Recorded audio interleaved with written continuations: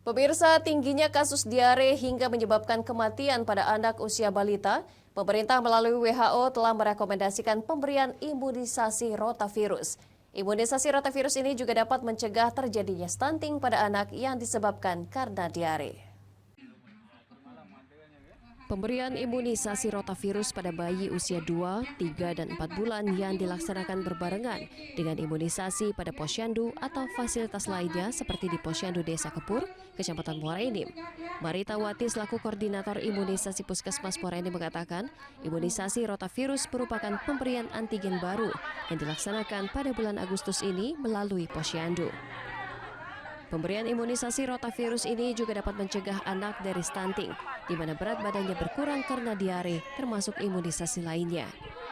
Sebenarnya vaksin rotavirus ini sudah diberikan dari bulan Agustus, tapi pelaksanaannya itu dimulai tanggal 15. Karena banyak posyandu sudah dilaksanakan, jadi dilaksanakanlah untuk semua posyandu di Muara Enim, 24 posyandu diberikan penyuntikan rotavirus.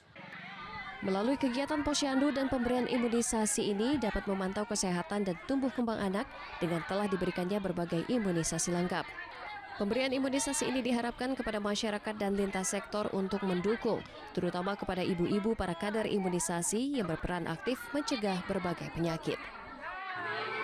Sudah sangat membantu dengan posyandu ini untuk menjaga kesehatan anak, memantau tiap imunisasi anak tiap bulannya.